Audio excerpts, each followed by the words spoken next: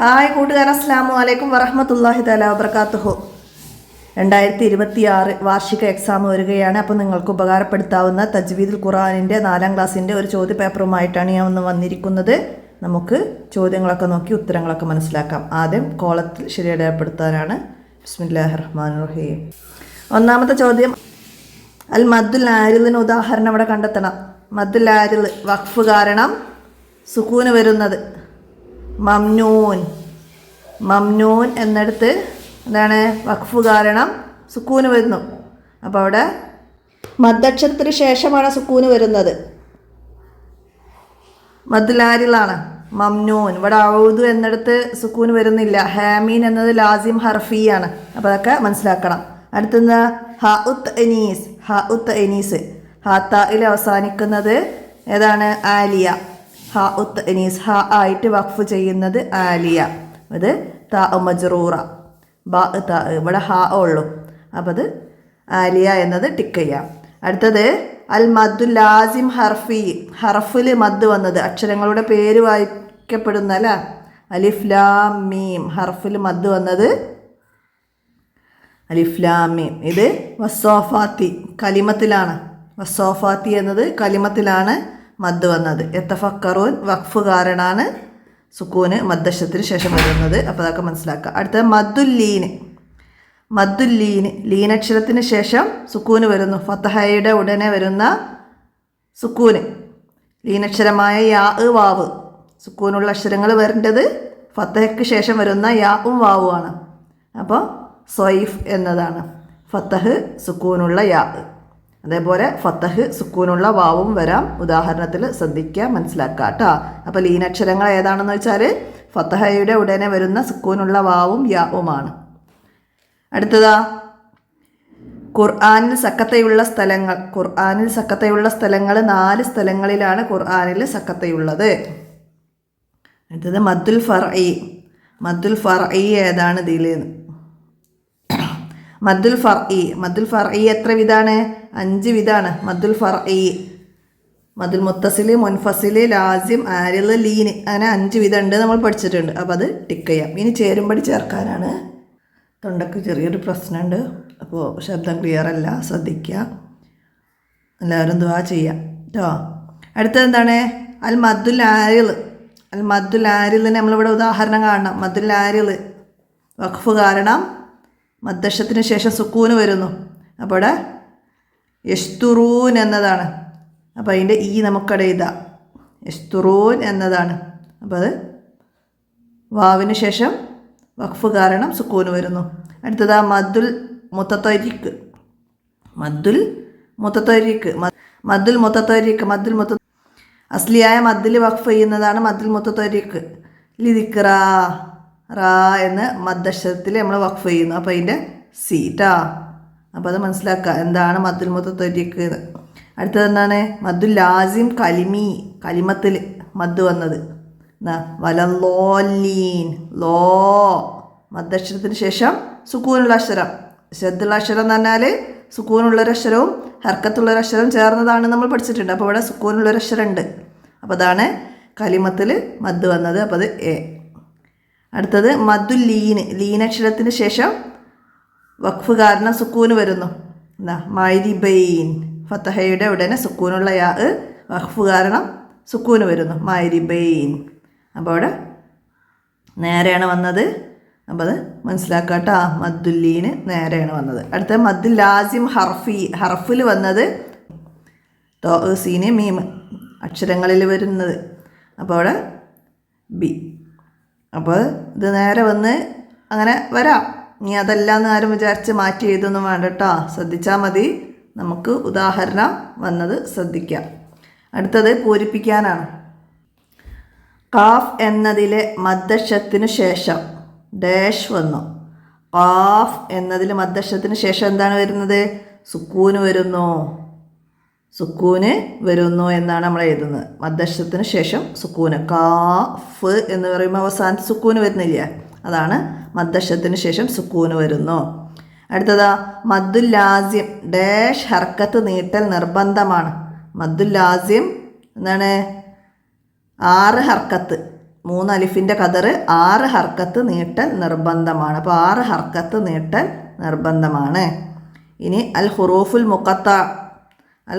മുഖത്ത dash സൂറത്തുകളുടെ തുടക്കത്തിൽ വന്നിട്ടുണ്ട്. എത്ര സൂറത്തുകളുടെ തുടക്കത്തിലാണ്? 29 സൂറത്തുകളുടെ തുടക്കത്തിൽ വന്നിട്ടുണ്ട്. അതിൻ്റെ ഹർഫുകൾ എത്രയാണെന്ന് വെച്ചാൽ 14. ഹുറൂഫുൽ മുഖത്തയുടെ ഹർഫുകൾ എത്രയെന്ന് വെച്ചാൽ 14. എത്ര സൂറത്തുകളുടെ തുടക്കത്തിൽ വന്നിട്ടുണ്ടെന്ന് വെച്ചാൽ 29. അപ്പോൾ ഇതൊക്കെ നമ്മൾ ഇതിന് മുന്നേ ചെയ്ത ക്വസ്റ്റ്യൻ പേപ്പറിൽ വിശദമായിട്ട് പറഞ്ഞിട്ടുണ്ട്. അപ്പോൾ അതൊക്കെ എടുത്ത് മനസ്സിലാക്കണം കേട്ടോ. അടുത്തത് എന്താണ്? മദ്ലാരിൽ ഡാഷിൻ്റെ കതർ വരെ നീട്ടലാണ് നല്ലത്. എന്താണ്? 3 അലിഫിൻ്റെ കതർ വരെ നീട്ടലാണ് നല്ലത് എന്നാണ് പറയുന്നത്. ലാസിം നിർബന്ധമാണ്. ആരിൽ 3 അലിഫിൻ്റെ കതർ വരെ നീട്ടലാണ് നല്ലത്. മദ്ലീന് 3 അലിഫിൻ്റെ കതർ നീട്ടാമെങ്കിലും 1 അലിഫിൻ്റെ കതറായി ചുരുക്കലാണ് നല്ലത്. അപ്പോൾ അതൊക്കെ അങ്ങനെ ചോദ്യം വരും. 3 അലിഫിൻ്റെ കതർ നീട്ടാമെങ്കിലും 1 അലിഫിൻ്റെ കതറായി ചുരുക്കലാണ് നല്ലത് ഏതെന്ന് ചോദിക്കും. അപ്പോൾ അത് മദ്ലീനാണ്. അടുത്തതെന്താണ്? ഖുറൈശ് എന്നതിലെ മദ്. ഖുറൈശ് എന്നതിലേതാ മദ്? ഫത്തഹയുടെ ഉടനെ സുക്കൂനുള്ള യാവ് വന്നിട്ടുണ്ട്. അപ്പോൾ മദ്ലീനാണ്. അപ്പോൾ ഇവിടെ ചോദ്യം എന്താണ്? എന്നതിലെ മദ് ഡാഷിൻ്റെ കതറായി ചുരുക്കലാണ് നല്ലത്. ഇതിപ്പോൾ ഞാൻ നേരത്തെ പറഞ്ഞതാണ്. എന്താണ്? 1 അലിഫിൻ്റെ കതറായി ചുരുക്കലാണ് നല്ലത്. അതാണ് ഇവിടെ എഴുതേണ്ടത്. ഖുറൈശ് എന്നത് മദ്ലീനാണ്. അപ്പോൾ എന്നതിലെ മദ് 1 അലിഫിൻ്റെ കതറായി ചുരുക്കലാണ് നല്ലത്. മനസ്സിലാക്കട്ടോ. അടുത്തെന്താണ്? മാഅൻ എന്നതിൽ ഹംസക്കു ശേഷം ഡാഷ് എഴുതാറില്ല. നമ്മൾ ഖുറാനിൽ മാഅൻ എന്നത് വഖഫ് ചെയ്യുമ്പോൾ എങ്ങനെയാണ്? മാ എന്നാണ് നിർത്തുക. അപ്പോൾ എന്താണ്? അവിടെ ഒരു അലിഫ് വേണം. അതെന്താ? മുന്നേ അലിഫ് ഹംസക്ക് മുമ്പ് അലിഫ് വന്നതുകൊണ്ട് ഹംസക്ക് ശേഷം അലിഫ് എഴുതാറില്ല എന്ന് എഴുതിയാൽ മതി. അവിടെ അലിഫ് എഴുതാറില്ല. ഓക്കെ. ഹംസക്ക് മുമ്പ് അലിഫ് വന്ന പദങ്ങളിൽ ഹംസക്ക് ശേഷം അലിഫ് എഴുതാറില്ല. എന്നാലും അവിടെ അസ്ലിയായ മദ്ദിലാണ് വഖഫ് ചെയ്യുക. മനസ്സിലാക്കുക. ഇനി ഒറ്റ വാക്കിൽ ഉത്തരം എഴുതാനാണ്. ഹുറൂഫുൽ മുഖത്ത എത്ര? ഹുറൂഫുൽ മുഖത്തയുടെ ഹർഫുകൾ എത്ര എന്നാണ്. മുഖത്തയുടെ ഹർഫ് അക്ഷരങ്ങൾ എത്ര ആണെന്നാണ്. നമ്മൾ നേരത്തെ പറഞ്ഞു 14 ഹർഫുകളാണ്. ഓക്കെ. പിന്നെ ലുമസ എന്നതിലുള്ള തായിൻ്റെ പേരെന്ത്? ലുമസ എന്നതിലുള്ള ഇവിടെ വന്ന തായിൻ്റെ പേരെന്താണ്? താ മർബൂത്തയാണ് ഇതിലുള്ള തായിൻ്റെ പേര്. നൂൻ എന്നത് ഉച്ചാരണത്തിൽ എത്ര അക്ഷരം? നൂൻ എന്നത് ഉച്ചാരണത്തിൽ എത്രയാണ്? നൂൻ ഉച്ചാരണത്തിൽ 3 അക്ഷരമാണ്. നൂന്, വാവ്, മദ്ദക്ഷരമായ വാവ്, പിന്നെ നൂൻ എന്നത് ഉച്ചാരണത്തിൽ 3 അക്ഷരമാണ്. അടുത്തത് മുസ്ബിഹീൻ എന്നതിലെ മദ്ദിൻ്റെ പേര്. മുസ്ബിഹീൻ എന്നതിലെ മദ് എന്താണ്? ഇവിടെ കസറയുടെ ശേഷം യാ ആണ്. അപ്പോൾ അത് മദ്ദക്ഷരമാണ്. മദ്ദക്ഷരത്തിന് ശേഷം വഖഫ് കാരണം സുക്കൂന് വന്നു. അപ്പോൾ ഫതഹ അല്ല, അപ്പോൾ അത് ലീനല്ല. അപ്പോൾ അത് മദ്ദക്ഷരത്തിന് ശേഷം വഖഫ് കാരണം സുക്കൂന് വന്നു. ഇവിടെ മദ്ദിൻ്റെ പേര് മദ്ദുലാരിൽ. അടുത്തത് മിഞ്ചൂ എന്നതിൽ എത്ര അലിഫിൻ്റെ കതർ നീട്ടാം? മിഞ്ചൂ എന്നതിൽ എത്ര അലിഫിൻ്റെ കതർ നീട്ടാം? ഇത് ഏതാണ് മദ് എന്നാണ് നമ്മൾ ആദ്യം മനസ്സിലാക്കേണ്ടത്. ജൂ എന്നത് എന്താണ്? മദ്ദക്ഷരത്തിന് ശേഷം വഖഫ് കാരണം സുക്കൂന് വരുന്നു. അതായത് മദ്ദുലാരിൽ തന്നെയാണ്. ഇവിടെ ഫതഹ ആണെങ്കിൽ ഇവിടെ മദ്ദുൽ ലീന് വരും. ഇത് ഫതഹ അല്ല, അപ്പോൾ ലൊമ്മാണ്. അപ്പോൾ ലൊമ്മ ആയതുകൊണ്ട് ലീനക്ഷരം അല്ല. മനസ്സിലായി? അപ്പോൾ ഇവിടെ മദ്ദക്ഷരത്തിന് ശേഷം വഖഫിൻ്റെ കാരണമായിട്ട് സുക്കൂന് വന്നിട്ടുണ്ട്. അപ്പോൾ ഇവിടെ മദ്ദുലാരിലാണ്. ഇവിടെ എത്ര അലിഫിൻ്റെ കതർ നീട്ടാമെന്ന് ചോദിച്ചാൽ ഇവിടെ നമ്മൾ നേരത്തെ പറഞ്ഞില്ലേ 3 അലിഫിൻ്റെ കതർ വരെ നീട്ടലാണ് നല്ലത്. 3 അലിഫിൻ്റെ കതർ വരെ നീട്ടാം. മനസ്സിലാക്കിയതാ? 3 അലിഫിൻ്റെ കതർ. അസ്ലിയായ മദ്ദിൽ മാത്രമേ ഉള്ളൂ 1 അലിഫിൻ്റെ കതർ നീട്ടുന്നത്. ആരിലും ലീനും ലാസിമൊക്കെ 3 അലിഫിൻ്റെ കതർ നീട്ടൽ നിർബന്ധം. നീട്ടലാണ് നല്ലത്. നീട്ടാമെങ്കിലും 1 അലിഫിൻ്റെ കതറായി ചുരുക്കലാണ് നല്ലത് എന്നൊക്കെ നമ്മൾ മനസ്സിലാക്കണം കേട്ടോ. അടുത്തത് സക്കത്തയെ സൂചിപ്പിക്കാൻ മുസഫിൽ കാണിക്കുന്ന ചിഹ്നം ഏതാണ്? സീനാണ് മുസഫിൽ സക്കത്തയെ സൂചിപ്പിക്കാൻ കാണിക്കുന്ന ചിഹ്നം. അടുത്ത ഇനി ഒറ്റവാചകത്തിൽ ഉത്തരം എഴുതാനാണ്. മൻ റാക്ക്. ഇവിടെ സക്കത്ത ചെയ്യണം. സീനിൻ്റെ അടയാളം വന്നിട്ടുണ്ട്, ഇവിടെ സക്കത്ത ചെയ്യണം. എന്താണ് സക്കത്ത? എന്താണ് സക്കത്ത? ശ്വാസം വിടാതെ അല്പം അടങ്ങണം. ശ്വാസം വിടാതെ അല്പം മടങ്ങലാണ് സക്കത്ത. ഇങ്ങനെ ഖുറാനിൽ 4 സ്ഥലങ്ങളിലാണ് വന്നിട്ടുള്ളത്. പഠിക്കാം. പിന്നെ മൻ റാക്ക്, ഇതിനെ ബാക്കി തരും. എന്താണ്? വക്കീല മൻ റാക്ക്. അപ്പോൾ ഇവിടെ റാക്കിൻ്റെ മേലല്ല സീന് വരുന്നത്, സീന് ഇവിടെയാണ് വരുന്നത്. മൻ എന്നതിൻ്റെ മേലെയാണ് കേട്ടോ. അത് മാറിപ്പോയതായിരിക്കും, പ്രിൻ്റിലൊക്കെ വരുന്നതല്ലേ, കുഴപ്പമില്ല. അപ്പോൾ നമുക്ക് മനസ്സിലാക്കാം. മൻ എന്ന് കഴിഞ്ഞിട്ടാണ് റാക്ക്. വക്കീല മൻ റാക്ക് എന്നാണ് സക്കത്ത ചെയ്യേണ്ടത് വരും. മൻ എന്ന് പറഞ്ഞ് അല്പം ശ്വാസം വിടാതെ അവിടെ മൻ റാക്ക് അങ്ങനെ അടങ്ങണം, ശ്വാസം വിടരുത്. അപ്പോൾ അങ്ങനെ ചെയ്യുന്നതിനാണ് സക്കത്ത എന്ന് പറയുന്നത്. ഇങ്ങനെ ഖുറാനിൽ 4 സ്ഥലത്താണ്. ആ 4 സ്ഥലങ്ങളും ഏതൊക്കെ ആയത്താണ് എന്നൊക്കെ നമ്മൾ പഠിക്കുന്നുണ്ട് അവസാനത്തെ പാഠത്തിൽ തജ്വീദിൽ. അപ്പോൾ ഇങ്ങനെ തന്നിട്ട് നമ്മളോട് ചോദിക്കും, ഇത് സക്കത്ത ചെയ്യുന്നത് എവിടെയാണ്? വക്കീല മൻ റാക്കി സീന് തരാതെ ഇതിൽ സക്കത്ത ചെയ്യുന്ന ഭാഗം ഏത്? അപ്പോൾ നമുക്ക് എഴുതാൻ കഴിയണം. മൻ എന്ന് എഴുതിയിട്ട് അതിന് മേലെ സീൻ ഇട്ടിട്ട് റാക്ക്, അവിടെയാണ് സക്കത്ത ചെയ്യുന്നത് എടുത്ത് എഴുതണം. ഇനി ഈ സക്കത്ത ചെയ്യുന്ന ആയത്ത് ഏത് സൂറത്താണെന്ന് ചോദിച്ചാലോ നമുക്ക് എഴുതാൻ കഴിയണം. ഖിയാമ സൂറത്തിലെ 27ാമത്തെ ആയത്താണ്. ഖിയാമ സൂറത്തിലെ 27ാമത്തെ ആയത്താണിത്. അതുപോലെ കൗഫിലുണ്ട്, യാസീനിലുണ്ട്, മുത്തഫിഫീനിലൊക്കെ ഉണ്ട്. അതിലത്തെ ആയത്തുകളും അതിലെവിടെയാണ് ഈ സക്കത്തയുടെ ചിഹ്നം വന്നത് ഒക്കെ തജ്വീദിൽ അവസാന പാഠം എടുത്തിട്ട് മനസ്സിലാക്കി വെക്കണം. ഇതുപോലെ ഏത് രീതിയിലും അവിടുന്ന് ചോദ്യം മാറി വരാം. ഓക്കെ, മനസ്സിലാക്കുക. ഇനി എന്താണ് മദ്ദുല്ലീൻ? എന്താണ് മദ്ദുല്ലീൻ? ലീനക്ഷരത്തിന് ശേഷം വഖഫ് കാരണം സുക്കൂന് വന്നാൽ ഉണ്ടാകുന്ന മദ്ദിനാണ് മദ്ദുല്ലീൻ. ലീനക്ഷരത്തിന് ശേഷം വഖഫ് കാരണം സുക്കൂന് വന്നാൽ ഉണ്ടാകുന്ന മദ്ദിനാണ് മദ്ദുല്ലീൻ എന്ന് പറയുന്നത്. വഖഫ് കാരണമാവണം കേട്ടോ. ലീനക്ഷരത്തിന് ശേഷം വഖഫ് കാരണം സുക്കൂന് വന്നാൽ ഉണ്ടാകുന്നതിനാണ് മദ്ദുല്ലീൻ. അപ്പോൾ അതുപോലെ മദ്ദുൽ ആരിൽ, മദ്ദുൽ ലാസിമ്, മദ്ദുൽ മുത്തസിൽ, മുൻഫസിൽ ഒക്കെ നമ്മൾ മുമ്പ് പഠിച്ചൊക്കെ ഒന്ന് മനസ്സിലാക്കി വെക്കണം. നമ്മളെ ഒരു പാഠത്തിൽ നമ്മൾ വിശദമായിട്ട് പറയുന്നുണ്ട്. 5ാമത്തെ പാഠത്തിൽ മദ്ദുല്ലീൻ്റെ പാഠത്തിൽ മദ്ദുൽ മുത്തസിലും മുൻഫസിലും ലാസിമും ആരിൽ ലീനൊക്കെ ഒന്ന് പറഞ്ഞു തരുന്നുണ്ട്. അപ്പോൾ ഒക്കെ ചോദ്യം വന്നാൽ അതേപോലെ നമുക്ക് എഴുതാൻ കഴിയണം. അടുത്ത എന്താണ്? മദ്ദുൽ ആരിൽ ഉണ്ടാകുന്നത് എപ്പോൾ? മദ്ദുൽ ആരിൽ ഉണ്ടാകുന്നത് എപ്പോഴാണ്? അപ്പോൾ അവിടെ മദ്ദശത്തിന് ശേഷം വഖഫിൻ്റെ കാരണത്താൽ സുക്കൂന് ലഭിക്കുന്നു. അപ്പോൾ അവിടെ കൂടുതൽ നീട്ടി ഓതണം. ഇങ്ങനെയാണ് മദ്ദുൽ ആരിൽ ഉണ്ടാകുന്നത്. മദ്ദുൽ ആരിൽ മദ്ദശത്തിന് ശേഷം വഖഫിൻ്റെ കാരണത്താൽ സുക്കൂന് ലഭിക്കുന്നു. അപ്പോൾ കൂടുതൽ നീട്ടി ഓതണം. ഓക്കെ, അതാണ് മദ്ദുൽ ആരിൽ. അപ്പോൾ അതുപോലെ തന്നെ അവിടെ ആരിലായ സുക്കൂന്, അതായത് മദ്ദശത്തിന് ശേഷം വഖഫ് കാരണം അവിടെ ഒരു പുതുതായി ഒരു സുക്കൂൻ ഉണ്ടാകുന്നു. ഇതിനാണ് ആരിലായ സുക്കൂന് എന്ന് പറയുന്നത്. അപ്പോൾ അതും അവിടുന്ന് മനസ്സിലാക്കണം കേട്ടോ. മദ്ദശത്തിന് ശേഷം വഖഫ് കാരണം സുക്കൂന് ലഭിക്കുന്നതിനാണ് ആരിലായ സുക്കൂന് എന്ന് പറയുന്നത്. അപ്പോൾ അതുപോലെ തന്നെ ഇതുപോലെ തന്നെ മദ്ദുൽ ലീൻ ഉണ്ടാവുന്നത് എങ്ങനെയെന്ന് ചോദ്യം വരും. മദ്ദുൽ ലീൻ അതെങ്ങനെയാണ്? ലീനക്ഷരത്തിന് ശേഷം വഖഫ് കാരണം സുക്കൂൻ ഉണ്ടാകുന്നതിനാണ്. അങ്ങനെയാണ് മദ്ദുൽ ലീൻ ഉണ്ടാകുന്നത്. ലീനക്ഷരത്തിന് ശേഷം വഖഫ് കാരണം സുക്കൂൻ ഉണ്ടാകുന്നു, അതാണ് മദ്ദുൽ ലീൻ. അപ്പോൾ അത് ലീനക്ഷരത്തിന് ശേഷം മനസ്സിലാക്കുക, ഇവിടെ മദ്ദക്ഷരത്തിന് ശേഷമാണെന്നുള്ളത് മനസ്സിലാക്കിയാൽ മതി. അടുത്തത് എന്താണ്? ഹുറൂഫുൽ മുഖത്തായിൽ നിന്ന് 8 എണ്ണം എഴുതുക. ഹുറൂഫുൽ മുഖത്ത, ഹുറൂഫുൽ മുഖത്ത 14 ഹർഫുകളാണെന്ന് നമ്മൾ പഠിച്ചില്ല. അതിൽ നിന്ന് 8 അക്ഷരങ്ങൾ: നൂന്, സീന്, സോദ്, ഹ, ഖാഫ്, യാ, മീമ്, ലാമ്, ഇങ്ങനെ 14 ഹർഫുകളുണ്ട്. നമുക്ക് അതിന് ഇഷ്ടമുള്ള 8 എണ്ണം എഴുതി കൊടുക്കുക. പിന്നെ ഹുറൂഫുൽ മുഖത്തയിൽ തന്നെ ലാസിം വരുന്നതുണ്ട്. ലാസിം, അതായത് നമ്മൾ നൂൻ എന്ന് പറയുമ്പോൾ എന്താണ്? മദ്ദശത്തിന് ശേഷം സുക്കൂന് വരുന്നു.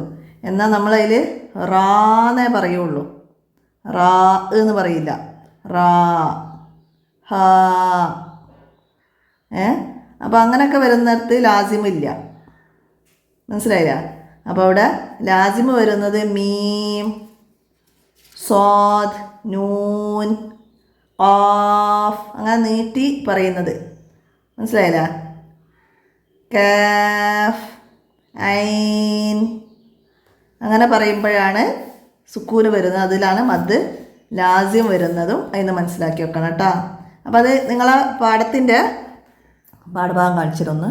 നിങ്ങളെ മൂന്നാമത്തെ പാഠത്തിൽ ഇങ്ങനെ ഹുറൂഫുൽ മുഖത്തായുടെ ഹർഫുകൾ കാണിക്കുന്നുണ്ട്. അപ്പോൾ ഇവിടെ തന്നെ നമുക്ക് ഇങ്ങനെ കാണിച്ചു തന്നിട്ടുണ്ട് നൂൻ എന്ന്. അപ്പോൾ ഇതിൽ സുക്കൂന് വരുന്നുണ്ട്, മദ്ദശത്തിന് ശേഷം സുക്കൂന് വരുന്നു. ഇതാണ് മദ്ദുൽ ലാസിം. സ്വാദിനും വരുന്നുണ്ട്, എന്നാൽ ഹാഇന് അത് വരുന്നില്ല. സ്വാദിന് അലിഫിന് ശേഷം സുക്കൂന് ഹേ എന്നേ പറയുന്നുള്ളൂ. മനസ്സിലായില്ലേ? ഹേ. അപ്പോൾ ഇത് ലാസിമല്ല. ഖാഫ് ഇത് ലാസിമാണ്. യാ ഇത് ലാസിമല്ല. മീം സുക്കൂന് വരുന്നു, ഇത് ലാസിം. അതേപോലെ ലാം, ഹാ, സീൻ. അപ്പോൾ അതൊക്കെ മനസ്സിലാക്കണം. അങ്ങനെ അവസാനത്തിൽ സുക്കൂന് വരുന്നതാണ് ലാസിം. റാന്നേ പറയുള്ളൂ. ഖാഫ്. അപ്പോൾ അത് മനസ്സിലാക്കിയിട്ട് ലാസിമും ഹുറൂഫുൽ മുഖത്ത ഹർഫുകളും മനസ്സിലാക്കട്ടോ. ഹുറൂഫുൽ മുഖത്തയിൽ ലാസിം വരുന്നത് സ്വാദ്, സീന്, കാഫ്, കാഫ്, ലാമ്, മീമ്, ഐന്. അടുത്ത ചോദ്യം, ലീനക്ഷരം എന്ന് പറയുന്നത് എന്തിനാണ് ലീനക്ഷരം എന്ന് പറയുന്നത്? ഫത്തഹയുടെ ഉടനെ വരുന്ന സുക്കൂനുള്ള വാവിനും യാഇനുമാണ് ലീനക്ഷരം എന്ന് പറയുന്നത്. അതായത് മദ്ദക്ഷരമായ യാവും വാവുമാണ്. അതിനെ ലീനക്ഷരം എന്ന് പറയുക എപ്പോഴാണ്? അതിന് മുമ്പുള്ള അക്ഷരത്തിന് ഫത്തഹ വരണം. അപ്പോൾ ഫത്തഹയുടെ ഉടനെ വരുന്ന സുക്കൂനുള്ള വാവിനും യാഇനുമാണ് ലീനക്ഷരം എന്ന് പറയുന്നത്. മദ്ദുൽ ലാസിം ഹർഫിന് 4 ഉദാഹരണം എഴുതുക.